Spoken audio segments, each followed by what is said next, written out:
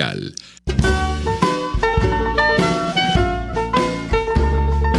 partir de este momento, los invitamos a formar parte de esta mesa donde se componen y descomponen los problemas del país. RCR presenta Buen Provecho.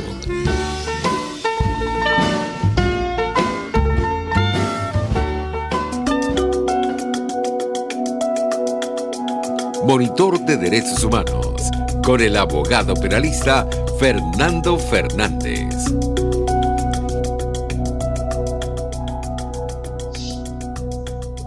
Buen mediodía y buen provecho. Les deseamos a todas las personas que nos escuchan. Les habla Fernando Fernández, director y moderador del Monitor de Derechos Humanos. Seguidamente, los créditos. En la dirección general de la estación está Jaime Nestares. En la gerencia de producción, Wilix Arcaya. En la producción del programa, Carla Sons. En los controles, Gregorio González. En la conducción, Fernando Fernández. Estamos en todas las plataformas digitales rcr750.com, disculpen, rcr.tv y rcr750. En YouTube, rcr750. Esta es la radio que se ve. El Monitor de Derechos Humanos también tiene cuenta en Twitter, @dhmonitor, @fm_Fernández, y las etiquetas Monitor DH y Observa Crímenes. Nuestro correo electrónico es fmfmonitordh@gmail.com. Y hoy, miércoles 27 de octubre de 2021, tenemos una agradable visita. Pero antes de eso, quería hacer el anuncio de nuestro próximo curso en el Instituto de Estudios Superiores de Administración, IESA, donde estaremos hablando de las últimas novedades en materia de sanciones internacionales. Una de ellas, la nueva política de la administración Biden sobre la presunta eficacia que se le quiere dar a las sanciones internacionales, y también hablaremos de las nuevas disposiciones de los Estados Unidos en relación al control del fraude con las criptomonedas. Eso es a partir del 8 de noviembre por el IESA. Bueno, vamos a nuestra programación. Como les decía, teníamos al profesor y doctor en ciencias jurídicas y, por supuesto, también experto en el área de relaciones internacionales, Mariano de Alba. Mariano de Alba es un abogado venezolano egresado de la Universidad Católica Andrés Bello, es especialista en Derecho Internacional y Relaciones Internacionales, tiene estudios de posgrado en la Universidad de Georgetown, ha ejercido la abogacía en varios escritorios de abogados, especialmente en el área de corrupción internacional y arbitraje internacional. Es consultor de diversas organizaciones internacionales basadas en la ciudad de Washington, D.C., y asesor senior del International Crisis Group, una organización no gubernamental dedicada a contribuir en la prevención y resolución de conflictos internacionales. ¿Cómo estás, Mariano? Bienvenido. Muchas gracias por aceptar la invitación. Muchísimas gracias, Fernando, por la invitación, y un saludo para ti y toda tu audiencia. Magnífico. Estamos muy contentos de tenerte, Mariano, porque sé que has venido siguiendo en detalle la situación de Venezuela en varios aspectos de sus relaciones internacionales, pero también has tenido la ocasión de ocuparte del tema de el caso o la situación de Venezuela ante la Corte Penal Internacional. Y ahí va mi primera pregunta. ¿Por qué viene el fiscal? ¿Para qué viene el fiscal? ¿Para qué esta visita? ¿Por qué ahora y no antes? ¿Por qué ahora y no después? Sí, bueno, creo que varios puntos, ¿no?, que surgen de esa pregunta. ¿Por qué viene el fiscal, no? El fiscal, yo creo que decide visitar Venezuela, obviamente, pues primero porque eso lo planteó la fiscalía que lidera el señor Tarek William Saab. Obviamente, el nuevo fiscal que asumió este año, con respecto al caso Venezuela, pues asume en una situación bastante particular, porque su predecesora ya había llegado básicamente a una conclusión, y esa conclusión era de que lo pertinente para la fiscalía era iniciar la fase de investigación, pero de alguna forma yo pienso que el fiscal, sobre todo teniendo en cuenta cuestiones que la Sala de Cuestiones Preliminares puso sobre la mesa cuando el gobierno de Nicolás Maduro empezó a cuestionar pues, algunas diligencias, algunas decisiones de la fiscal anterior. Yo creo que el fiscal, revisando y observando ese panorama, pues decidió que lo mejor quizás era dar un paso hacia atrás, tratar de evaluar con detalle pues los pasos o las decisiones o los cambios que supuestamente está dando el gobierno del señor Nicolás Maduro. Y en ese sentido creo que la visita es pertinente porque de alguna forma le va a permitir al fiscal y al equipo que lo acompaña tratar de observar y escuchar de primera mano pues la diversidad de información que le ha llegado a la fiscalía durante muchísimos años. Y al mismo tiempo, pues yo creo que la visita del fiscal creo que de alguna forma deja entrever un mensaje, y ese mensaje es que el nuevo fiscal tiene la expectativa de que pues, las autoridades de Venezuela, y con esto me refiero fundamentalmente a la Fiscalía y al Poder Judicial, produzcan avances concretos en la investigación y enjuiciamiento de los presuntos responsables.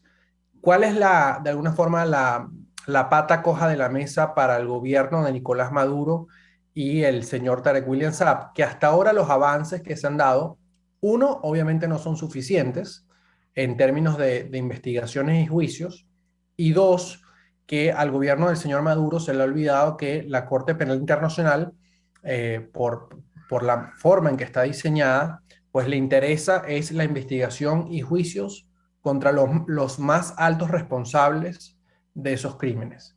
Mientras eso no ocurra, pues estas investigaciones y estos juicios que hemos visto en las últimas semanas, en los últimos meses, pienso yo que sigue siendo muy probable que la decisión del fiscal sea eventualmente iniciar esa fase de investigación. Sí, da la impresión entonces que se trata primero de una revisión de lo que dejó en el escritorio la fiscal Bensouda, que había anunciado por ahí antes del 15 de junio que estaba maduro la situación para, o el expediente, pues lo que tiene entre manos para poder iniciar una investigación. Quiere decir que está, digamos, documentando cosas nuevas, está viendo cosas diferentes, o simplemente está haciendo como un repaso y una puesta al día. Yo creo que de alguna forma está tratando lo que le dejó la exfiscal Bensouda. El nuevo fiscal lo que quiere es cerciorarse que ese análisis, esas conclusiones, pues realmente están blindadas, por así decirlo. Creo que esa es la actitud con la que, o de alguna forma la intención con la que viene el fiscal. Y al mismo tiempo, Fernando, creo que también hay que ser totalmente transparentes. En los últimos años, la Corte Penal Internacional ha sufrido pues dos hechos, ¿no? En general, no con respecto a la situación en Venezuela, pero son dos hechos en general que afectan, ¿no? En primer lugar, hay que mencionar que la Corte ha estado muy criticada, no solamente por sus Estados miembros, sino también por la opinión pública internacional, porque ha tratado de iniciar investigaciones donde hay algunos países que se sienten incómodos. De hecho, el gobierno del expresidente Trump, el gobierno estadounidense, impuso una serie de sanciones contra autoridades de la fiscalía, incluyendo la propia exfiscal Bensouda, y eso, de alguna forma, la consecuencia que tiene, y también lo voy a conectar con el segundo punto, es que la Corte y la Fiscalía están mucho más cautelosas con respecto a las decisiones que toman. Y la segunda gran consecuencia es que la Corte, uno, viene viviendo serios cuestionamientos porque la Fiscalía ha acusado a personas que en última instancia han terminado siendo pues, declaradas inocentes por la Corte. Y a eso se le une que la Corte no vive su mejor momento en términos de presupuestarios. ¿Cómo se financia la Corte Penal Internacional? Básicamente por unas cuotas que tienen que pagar sus Estados miembros. Venezuela es Estado miembro, pero Venezuela tiene muchísimos años sin pagar la cuota. Por lo tanto, y Venezuela no es el único país que no ha pagado la cuota.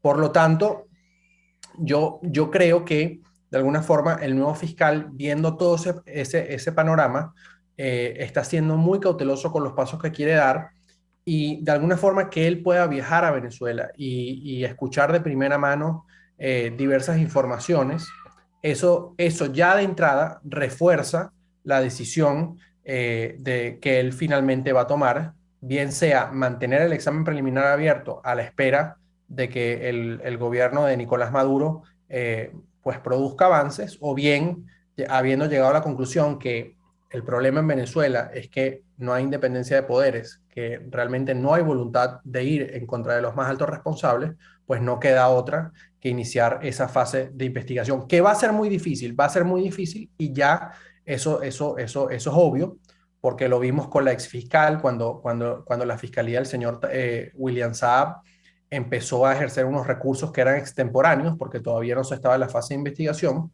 Yo sí creo que lo más probable el día de hoy es que si la Fiscalía de la Corte Penal Internacional decide pasar a la fase de investigación, pues muy probablemente pues las autoridades de Venezuela van a pasar a una fase ahora están en una fase de supuesta cooperación, creo que es muy evidente que van a pasar a una fase de no cooperar con la Fiscalía y a una fase de tratar de impugnar, de cuestionar todas las decisiones de la Fiscalía ante la sala de cuestiones preliminares, que es la instancia judicial que de alguna forma controla a la Fiscalía durante la fase de examen preliminar, pero también durante la fase de investigación. Sí, ha sido muy enjundiosa tu respuesta y con muchos temas, ¿no? Yo diría que volviendo a la cuestión inicial, estamos hablando de un primer contacto de la Fiscalía, está tratando de buscar mayor información, de hacerse, es decir, como buen abogado que es, porque creo que su hoja de vida lo dice, que es un abogado muy experimentado, es que tiene que hacerse un criterio propio de los hechos y de las categorías legales que utilizó la fiscal anterior, ¿no? Entonces, eso da, en mi opinión, le da para mí es un aval interesante de alguien que quiere hacerse una visión propia de lo que tiene entre manos, porque ahora es su responsabilidad. Entonces, este primer contacto pudiera dejar como uno de los temas a tratar, que se establezca quizás algún vínculo de cooperación. Y tú decías que eso podría cambiar más adelante en la medida de que al gobierno no le guste lo que le vaya diciendo la fiscalía, porque es una especie de inspección lo que haría esa cooperación y le diría, esto está mal, esto no se hace. ¿Es así o estoy Exacto. copiando mal la idea? Sí, es así. Y yo creo que la visita del fiscal de alguna forma representa una decisión difícil para el gobierno. Es decir, ¿le abro la puerta a la cooperación o simplemente me limito a pues, que algunos funcionarios den su visión de la situación y eso es todo? Si el gobierno o las autoridades de Venezuela pues, no deciden abrir la puerta a la cooperación y obviamente abrir la puerta a cooperación es abrir la puerta a cuestiones que obviamente la fiscalía del señor Tarek William Saab no quiere hacer, porque ¿qué es lo que representaría esa cooperación? Pues que la fiscalía de la Corte Penal Internacional tendría que tener mayor acceso o acceso a pruebas y documentos relevantes que están en manos de la fiscalía. Pudiese también suponer que la Fiscalía de la Corte Penal Internacional establezca, o un grupo de funcionarios de la Fiscalía de la Corte Penal Internacional se establezcan permanentemente en Venezuela para pues, seguir mucho más de cerca y mantener esa relación de intercambio de información con las autoridades y observar lo que está ocurriendo. Y obviamente también, no sé si eso realmente está planteado, pero usualmente cuando uno observa, cuando uno estudia los acuerdos de cooperación entre la Fiscalía y autoridades nacionales, también es posible que las autoridades nacionales reciban asistencia técnica de la Fiscalía para adelantar investigaciones y enjuiciamientos. Y obviamente con una mirada muy importante a lo que yo decía antes, que es que las investigaciones y enjuiciamientos que hacen falta en Venezuela, pues además contra las personas directamente involucradas en los hechos, es contra los más altos responsables, porque si hay algo que está claro, y es que vamos a estar claro una cosa primero, la Fiscalía se ha concentrado hasta ahora en los hechos que sucedieron en Venezuela de los meses de abril a julio del año 2017. Y si uno observa los hechos que sucedieron ahí, pues es evidente que había una política de Estado, había unos planes prefijados por las autoridades de ese momento sobre cómo responder a las masivas protestas que vivió el país durante esos meses. Y allí se cometieron una serie de violaciones sistemáticas. Por lo tanto, no se trata tanto de responder o sea, se trata obviamente de investigar y enjuiciar al funcionario directamente involucrado, al funcionario que disparó el arma, al funcionario que torturó a las personas detenidas, etcétera. Pero también es evidente, pues, que esto era parte de una respuesta de un plan que no solamente se dio en una ciudad o en una localidad, sino que se dio a nivel nacional, y por lo tanto, pues, es evidente que había personas de alto rango que estaban involucradas. Esas personas tienen que ser investigadas y tienen que ser enjuiciadas. Y si no lo son, pues entonces vamos a pasar muy probablemente a la fase de investigación, donde pues creo que sí es importante, creo que se dan dos cambios muy relevantes, ¿no? En esa fase de investigación. Uno, cuando se pasa a la fase de investigación formal, pues se activa la obligación que tiene el Estado de cooperar y se va a tener que dilucidar la respuesta sobre qué actitud va a tomar el gobierno de Nicolás Maduro. Y dos, también cuando se pasa la fase de investigación, yo pienso que en el caso de Venezuela, por lo que yo he venido siguiendo y las informaciones que tengo a mi disposición, todavía es temprano para esto, pero teóricamente cuando se pasa la fase de investigación, se abre la posibilidad para la Fiscalía de dictar órdenes de detención y órdenes de comparecencia. Y una vez que se haga eso, pues es evidente que la presión que va a tener el gobierno de Nicolás Maduro para pues detener a esas personas, investigarlas y enjuiciarlas va a ser considerable. Por lo tanto, creo que no es una visita fácil para el gobierno de Maduro, por más de que obviamente pues se va a tener que reunir con las autoridades del Poder Judicial que controla el señor Maduro, con la Fiscalía de Tarek William Saab, quizás con el propio Maduro, pero de alguna forma presenta muchos dilemas para el gobierno si realmente pues hay una voluntad del gobierno de tratar de retrasar o pues que la situación no pase a la fase de investigación. Y eso únicamente va a ocurrir si hay concesiones muy importantes por parte de las autoridades de Venezuela en la investigación y enjuiciamiento de los presuntos responsables. Sí, el tema de los presuntos responsables, que son siempre máximos dirigentes, bien sea que tengan cargo oficial o bien sea que no lo tengan. Es decir, puede ser un alto funcionario, pero a lo mejor es alguien que no está en la estructura del Estado, pero tiene el poder y la influencia para impulsar o para ordenar o por lo menos facilitar los hechos, ¿no? Entonces, hay algo que tú mencionabas al principio y quisiera volver un poquito atrás sobre la extemporaneidad de la actuación del fiscal Saab ante la Sala de Cuestiones Preliminares número 1. Si, ellas declararon que era inadmisible lo que él planteaba y lo rechazó in limine. Cuando hablamos de que algo es in limine es porque es extemporáneo, porque es inadecuado, porque es impertinente, porque es irrelevante, simple y llanamente está fuera del alcance jurisdiccional y por eso se rechaza de plano. Eso no se discute, no tiene apelación siquiera, ¿no? Entonces, ¿pero eso fue obra de la ignorancia o se trata de una maniobra dilatoria? No, se trató de una maniobra dilatoria, pero que yo pienso que si la fiscalía del señor Saab estaba medianamente asesorada, medianamente bien asesorada, era evidente que pues ese recurso, por así decirlo, no tenía realmente posibilidades de ser satisfactorio.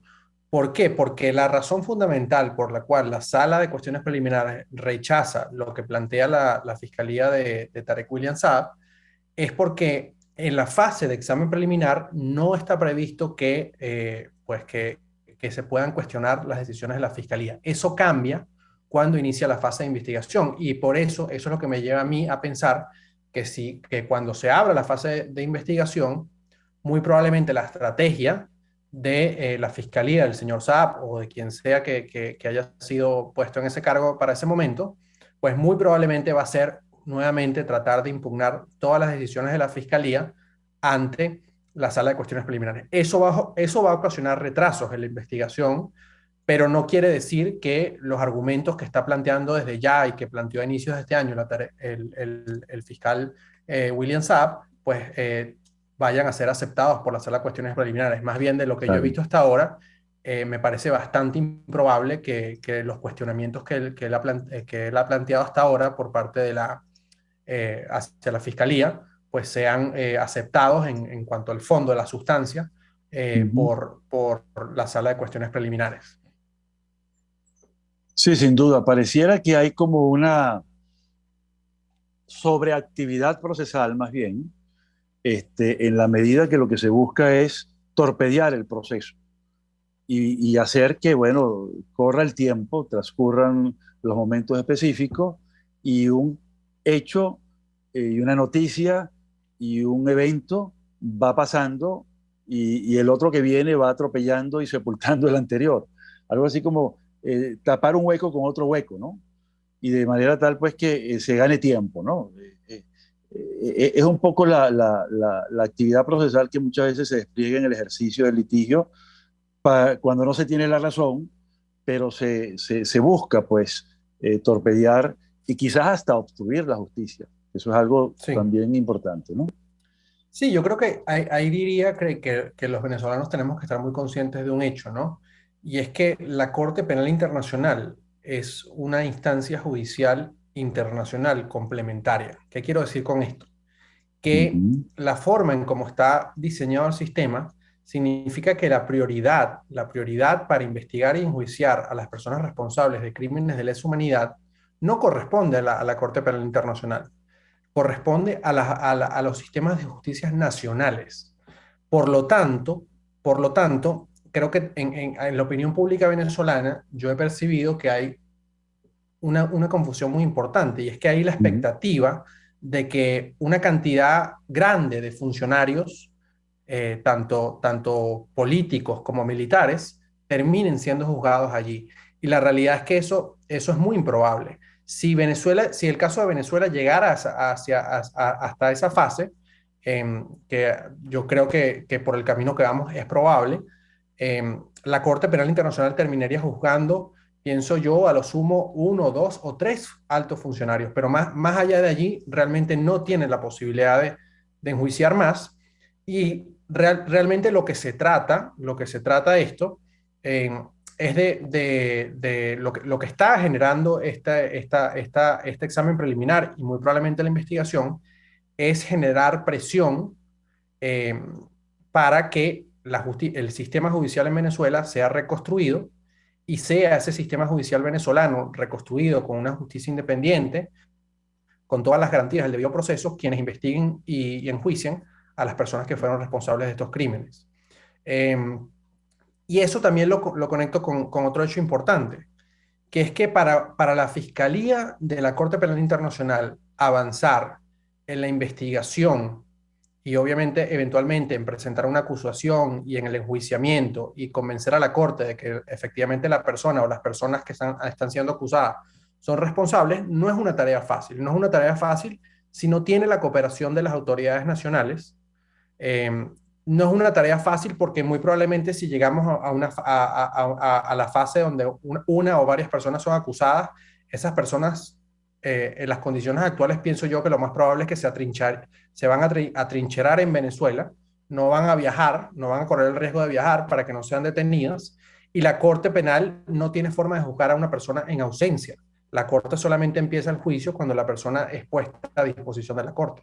Entonces todo esto creo que hay que estar muy consciente que es un proceso largo y que de alguna forma, además, o sea, y de alguna forma, los venezolanos, los venezolanos organizados que queremos un futuro distinto para el país, tenemos que aprovechar la presión que está ejerciendo esta serie de actuaciones internacionales para también tratar de impulsar que ese sistema judicial interno sea reformado, que recuperemos la independencia de poderes, etcétera, etcétera, porque apostarle que un cambio político o una transformación del país va a venir dado por la acción o por el impulso de la Corte Penal Internacional, yo creo que es un escenario pues bastante poco probable y que yo hasta me atrevería a decir que sería una apuesta irreal. Sí, sin duda, este es un tema muy difícil y largo, ¿no? De los años 80 se habla aquí de reforma judicial profunda y seria, ¿no? Ahí me ha tocado participar muy activamente en eso desde hace unos 30 años aproximadamente, ¿no? 40 diría yo. Pero ya estamos hablando de un asunto donde los problemas de esa transformación se hacen cada día más cuesta arriba. Porque si antes había alguna pluralidad, ahora hay una sola voz y no se puede esperar que quienes han deformado y hecho regresivo el sistema de justicia sean los que lleven a cabo esa reforma. Eso pasa también por un cambio de autoridades, porque, Correcto. digamos, hay que plantearse una serie de etapas que hoy no están dadas. Antes existían condiciones, lo que yo he llamado la era democrática, para realizarla. No se hicieron, sino algunas cosas puntuales. La reforma del proceso penal, por ejemplo, se hizo la instalación de una reforma de la página web del Tribunal Supremo para tener información confiable de las causas, de los expedientes, de la sentencia, de la jurisprudencia, pero ahí quedó. Algunos concursos de oposición que permitió que muchos jueces fueran designados de manera permanente según conocimiento, credencial e idoneidad. Pero hoy en día eso parece como una tarea lejanísima. Entonces, ¿cómo ves ese escenario?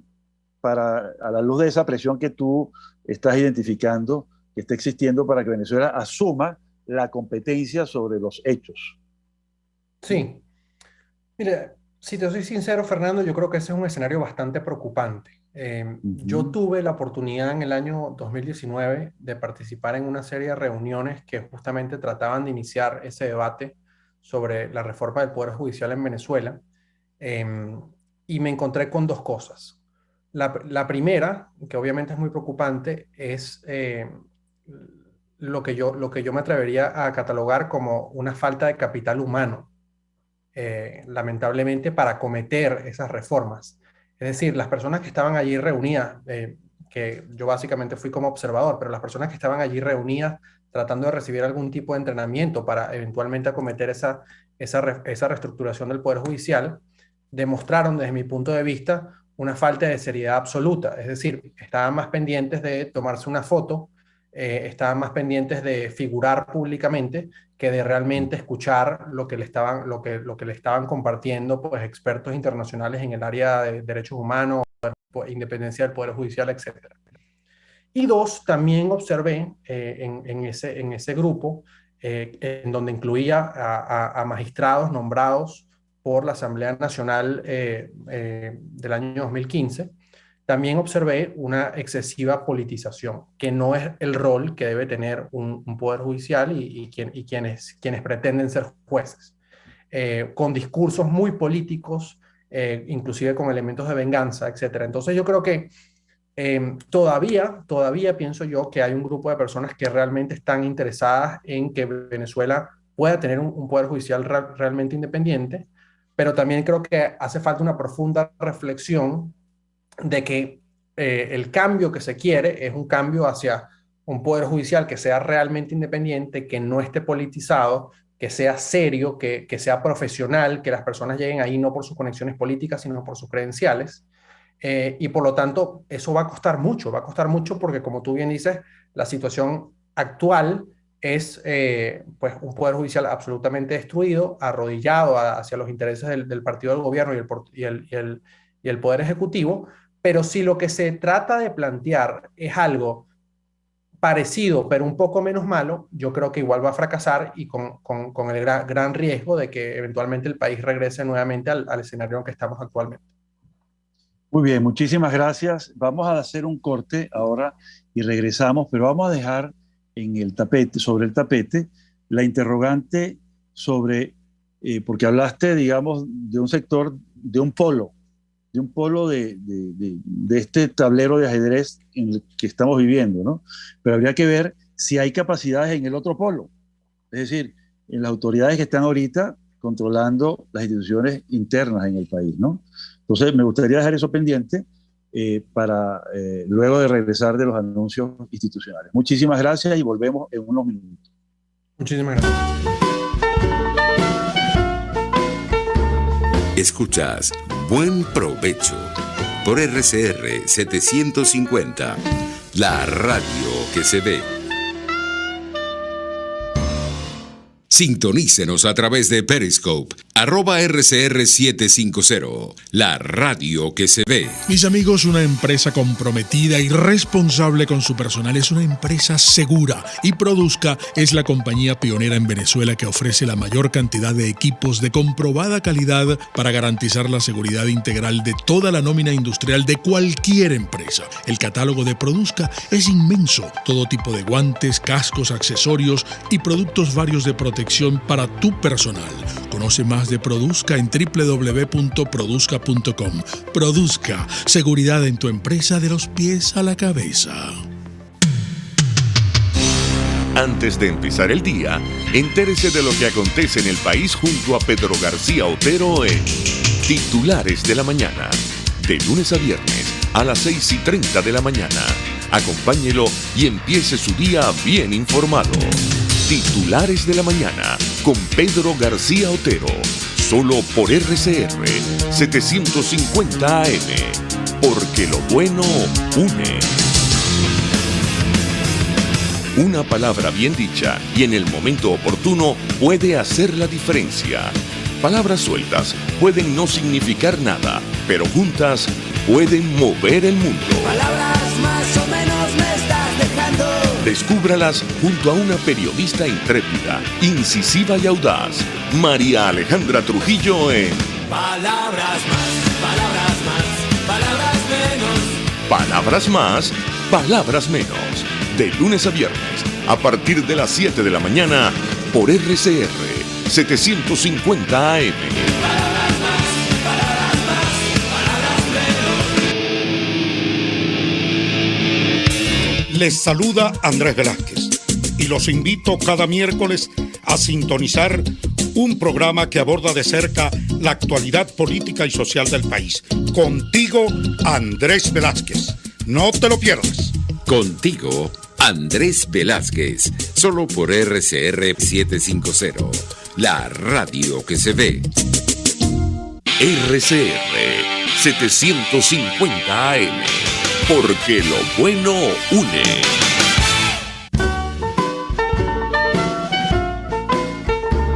Usted escucha Buen Provecho por RCR 750, la radio que se ve.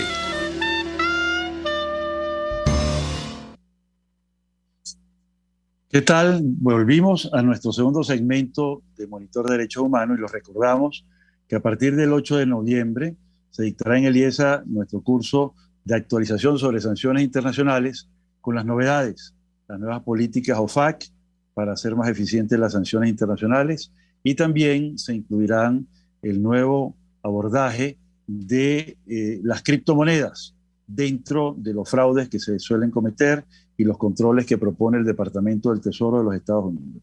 Esa es una de las novedades, además de otras que veremos en ese curso. Pero bueno, volvemos a nuestro programa. Aquí tenemos el placer de contar con un experto en el área de relaciones internacionales y en derecho internacional, el doctor Mariano de Alba. Él nos estaba comentando, al despedirnos del primer segmento, que hacía falta recurso humano, hacía falta la despolitización, eliminar el sentimiento de venganza que él percibía que podía reflejar una falta de objetividad en quienes pretenden la reforma judicial. Y yo le dejé la pregunta en el aire acerca de qué piensa del otro polo de esta tabla de ajedrez, ¿no? Esta tabla de ajedrez que tiene dos polos en conflicto político, no conflicto bélico, pero que a su vez están, digamos, polarizados.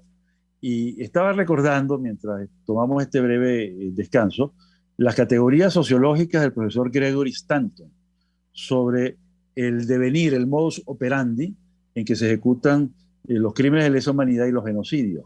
Y uno de los temas es la polarización.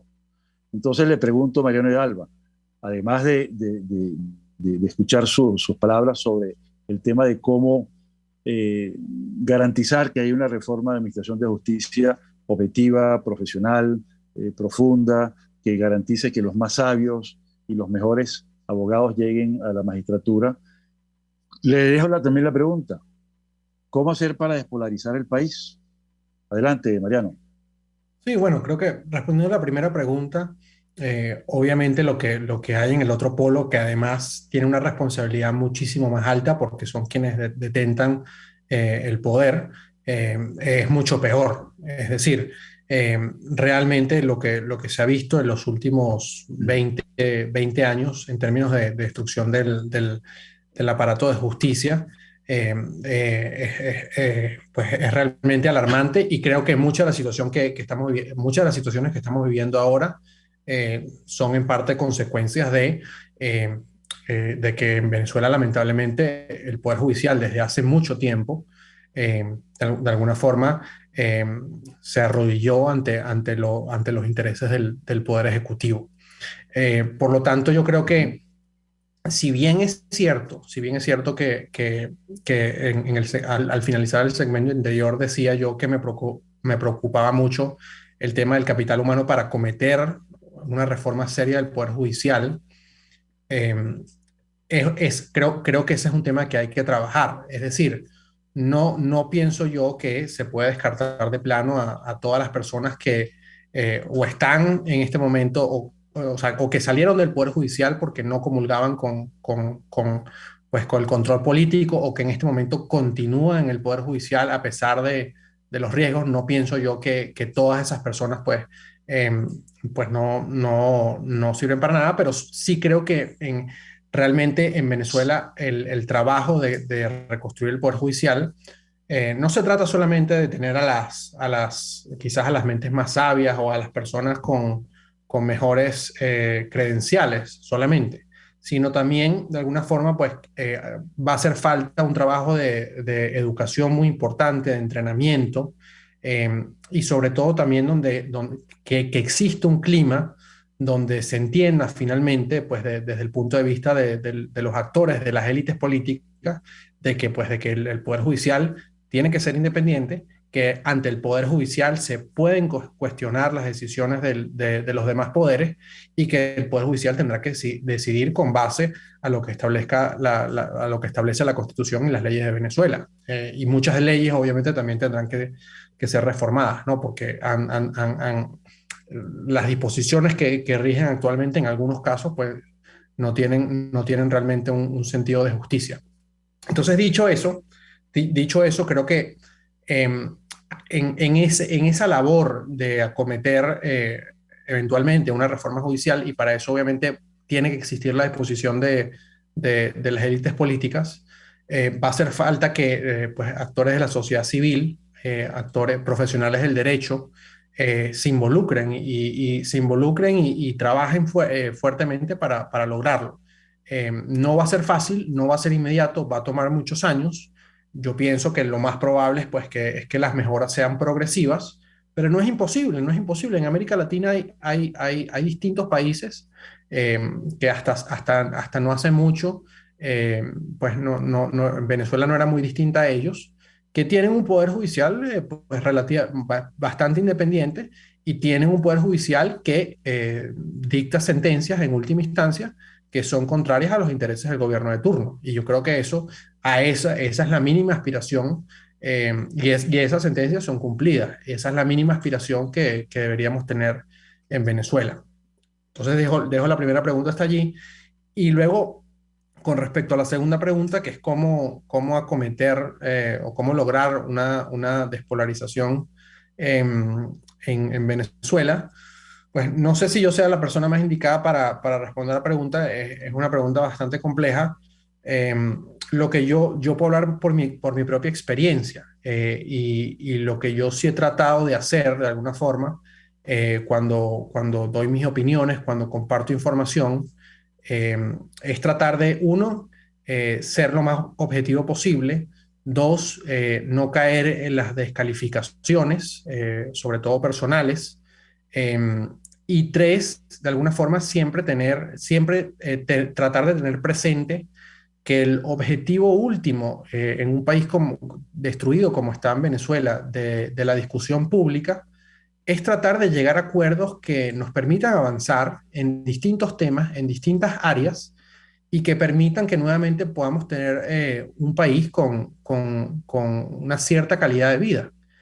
Porque muchas veces en estas discusiones, en estas diatribas, en estas diferencias políticas naturales como son, se nos olvida que dentro de esta tragedia hay millones de personas que realmente están viviendo en condiciones que no deberían estar viviendo, siendo Venezuela un país que pudiese tener la posibilidad de tener pues amplios recursos y que realmente han sufrido muchísimo, no solamente durante los últimos 20 años, sino inclusive desde antes. Entonces, creo que si se tienen, de alguna forma, yo siempre he tratado de tener eso muy en cuenta, a pesar de que obviamente tengo mis opiniones políticas, mis preferencias políticas, porque al final, si no hay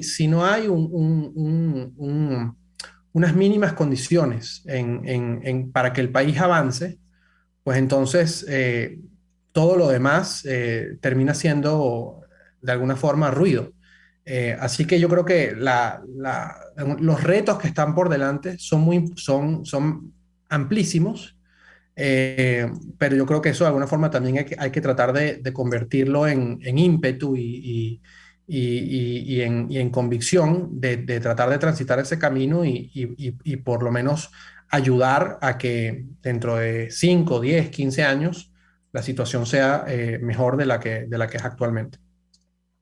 Sí, y yo creo que es muy importante, y uniendo esto con el motivo de nuestra reunión sobre la visita del fiscal, creo que eso está, digamos, en el trasfondo, ¿no?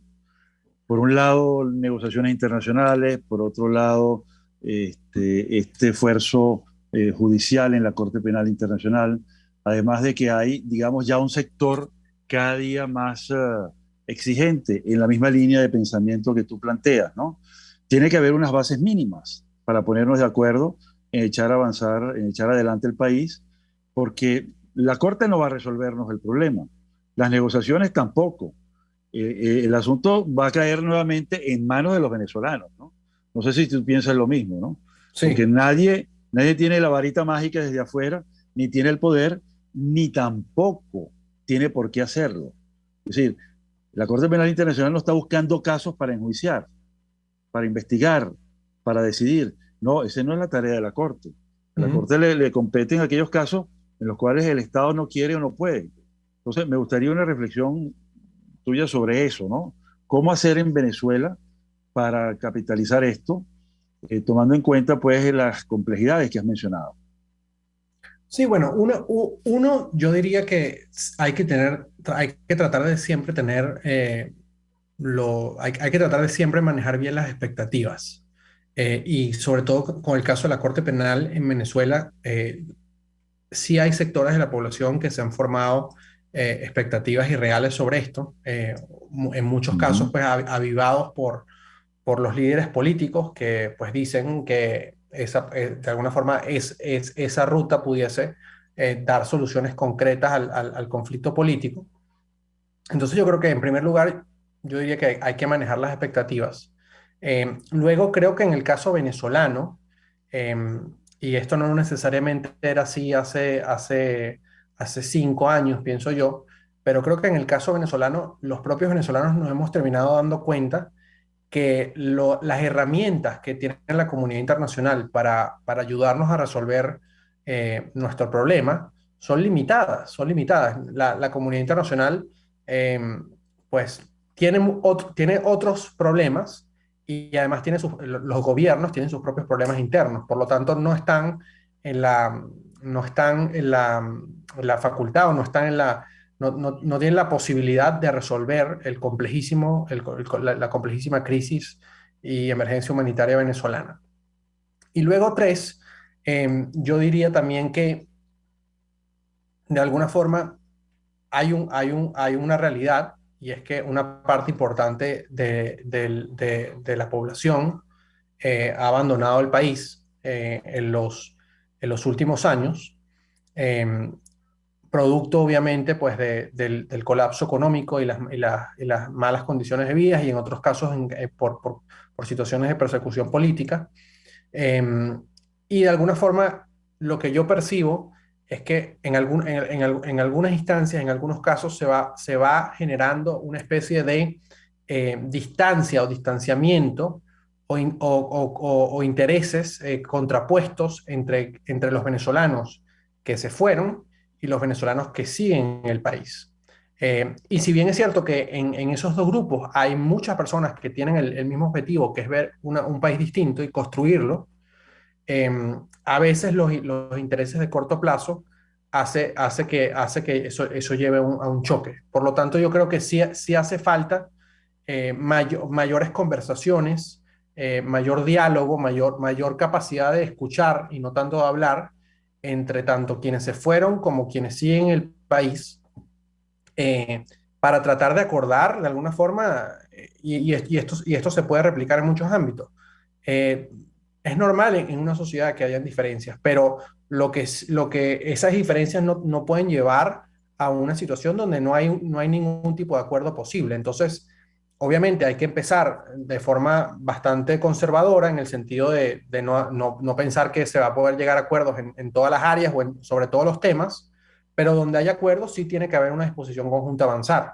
Y tiene también que haber una evaluación muy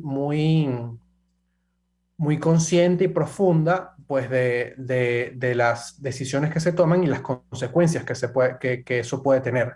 Porque muchas veces se han tomado decisiones y realmente en Venezuela creo que ahí siempre ha habido mucha disposición a rehuirle a la crítica, o a ver con malos ojos la crítica, porque entonces eso significa que como no hay una especie de lealtad. Pero muchas veces se han tomado caminos que al final, pues, evidentemente no llegan a buen puerto. Y entonces cuando eso sucede tiene que haber disposición a revisar y a cambiar, porque si no, pues continuamos en la debacle que hemos vivido durante muchos años. Una última pregunta antes de entrar en el cierre. ¿Cuáles serían los escenarios que tú te planteas respecto a esta visita? Ya has mencionado implícitamente algunos, pero me parece que es importante saber un poco cuál es el alcance, tu visión intermedia, evitando los polos, ¿no? Que unos piensan que no va a ocurrir nada y otros piensan que puede ocurrir de todo, que los cambios vendrán después de la visita del fiscal. ¿Cuál es tu visión ponderada de esos escenarios? Sí, a ver, hay varios escenarios. El primer escenario es uno donde el fiscal visita el país, y de alguna forma consigue la disposición de las autoridades nacionales a cooperar. Y entonces se abre una especie de un tiempo, un lapso, un plazo, para que el fiscal pues vea que si esa cooperación realmente se está verificando en la práctica. Pensaría yo que es el primer escenario, inclusive en el cual puede mediar la firma de un acuerdo de cooperación, etcétera, etcétera. El segundo escenario es donde el fiscal viene, conversa con las autoridades, escucha lo que tienen que decir, conversa con actores de la sociedad civil, con el sector diplomático, y realmente llega a la consecuencia en la cual, pues, que creo yo que al menos yo me inclino, que es que, uno, no hay disposición, y tampoco pues el sistema judicial venezolano, incluyendo la fiscalía, están en la capacidad de avanzar las investigaciones y enjuiciamientos contra los más altos responsables. Y entonces el fiscal regresa nuevamente a La Haya, evalúa lo que escuchó, las informaciones, y pues dice que eventualmente pues la fiscalía tiene que prepararse para el inicio de esa investigación, con todas las consecuencias que eso tiene, y pues tratar de ver cómo puede llevar la investigación a buen término. Y una cosa que no mencioné en el primer escenario es que si ese primer escenario se verifica, pues eso creo que llevaría a que el examen preliminar se mantenga abierto, a la espera de que se verifiquen esos avances concretos en términos de investigaciones, de enjuiciamientos, de reformas al Poder Judicial, etcétera, etcétera, ¿no? El hecho de que el fiscal luego de su visita decida seguir esperando no significa que el examen preliminar se cierra, sino que se mantiene allí pues a la espera de ver si hay o no disposición a avanzar. Eso le gustaría al gobierno, perdón, eso le gustaría al gobierno y lo Sí, aceptaría. yo creo que eso sí le gustaría al gobierno. Eso es lo que quiere las autoridades del gobierno del señor Nicolás Maduro, pero no lo van a conseguir de gratis. Es decir, van a O el tener gobierno querría, o el gobierno querría que se cierre el examen preliminar. Sí, obviamente ese es el escenario ideal para el gobierno, pero yo creo que eso no está planteado ni en el corto ni en el mediano plazo. Pudiese estar planteado en el largo plazo, pues si realmente vamos a lo que a lo que al final le interesa a la fiscalía, que es que el gobierno decida tomar el riesgo, sobre todo a la luz de sus filas internas, de pues investigar y enjuiciar a los altos funcionarios que estuvieron involucrados. Pero ese obviamente es un escenario muy riesgoso para el gobierno a efectos del mantenimiento de su coalición interna, que evidentemente es necesaria es uno de los elementos necesarios para ellos mantenerse en el poder. Pero, ojo, no es un escenario descartable, que el gobierno, pues, prefiera que el examen preliminar y la investigación no avancen y pues traicione a uno o dos altos funcionarios y a partir de allí vea cómo maniobra. Eso pudiese ser. Pero yo creo que el escenario más probable es una combinación de cierta cooperación por parte del gobierno, pero Ese sería el segundo, ese sería el segundo. sí, o sea, pudiese ser, diría yo que inclusive sería una combinación entre el primero y el segundo. Lo más probable es que el gobierno en esta visita diga, sí, nosotros vamos a cooperar, nosotros le vamos a dar acceso a pruebas, si quieren ustedes enviar unas personas para acá para que vean, bueno, que vengan y tal. Eso va a pasar, pero al final la cuerda se tensa, al final llega el momento que tienes que compartir pruebas cruciales, al final llega el momento en que tienes que investigar y enjuiciar a personas de alto rango que son claves dentro de tu coalición de gobierno, y yo creo que allí el gobierno va a decidir, mira, que avance esta investigación y a partir de allí pues vamos a ver cómo retrasamos más, cómo evitamos que las personas sean pues acusadas y obviamente si son acusadas entonces esas personas no viajarán fuera de Venezuela y se quedarán allí. Creo yo que lamentablemente ese es el escenario más probable. O sea que el gobierno está dispuesto a litigar, porque lo ha hecho desde el principio. Lo hizo con relación al tema de 2002, porque introdujo un documento y una de las razones por las cuales el exfiscal Ocampo rechazó el asunto. En su documento de 2006 decía que el gobierno mandó un documento, o sea, que está litigando desde el principio y continuaría litigando. Sí, sí, interrogante. ¿Por qué no se ha ido del estatuto? ¿Por qué no denunciaba el estatuto? Ojo, eso es posible, eso es posible que lo haga el gobierno, es posible que lleguemos a escenarios. No me extrañaría en lo más mínimo. El problema que tiene es que esa denuncia, esa salida del estatuto, básicamente la consecuencia clave que tendría se hace sumamente evidente que no hay ninguna voluntad de cooperación. Pero eso no va a representar un freno a la fiscalía, porque la fiscalía va a seguir teniendo jurisdicción, porque en el momento en que ocurrieron esos hechos, Venezuela era parte del Estatuto de Roma. Claro, eso no borra el agua derramada, eso no borra el agua derramada. Bueno, mira, vamos a concluir, nos quedan apenas 2 minuticos, brevísimos, para despedirnos, y me gustaría que dejes un mensaje a quienes nos están escuchando.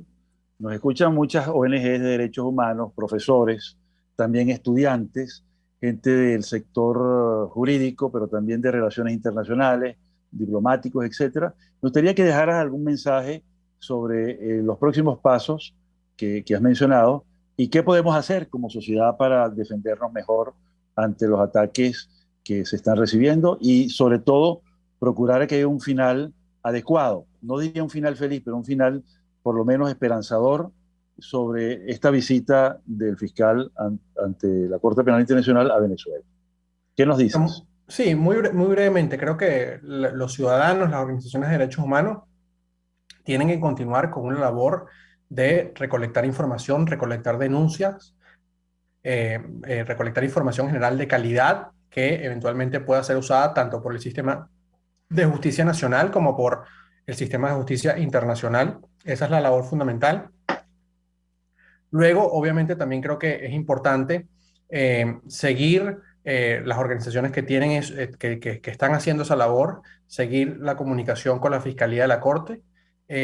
Y luego, de alguna forma, creo que como ya es evidente de la conversación que hemos tenido, como último punto diría que los venezolanos que queremos un país distinto tenemos el grandísimo reto de organizarnos y de alguna forma buscar los mecanismos para presionar para que la situación actual cambie. Y obviamente eso no pasa solamente por una reconstrucción del Poder Judicial, etcétera, etcétera, sino también pasa porque haya justicia, porque las víctimas sean resarcidas, porque eso es clave también para tratar de garantizar que los hechos abominables que hemos visto durante los últimos años en Venezuela, lamentablemente, pues no se vuelvan a repetir en el futuro. Muy bien, muchísimas gracias, Mariano, de verdad. Muy completa tu intervención y me gustó mucho el enfoque que le das, muy razonado, muy bien ponderado. Y estoy seguro que volveremos a conversar en un futuro, porque este es un tema que nos va a tener, digamos, preocupados y atentos durante mucho tiempo. Muchísimas gracias y hasta otro momento. Gracias. Muchísimas gracias por la invitación. Hasta luego. Hasta luego. Monitor de Derechos Humanos, con el abogado penalista Fernando Fernández.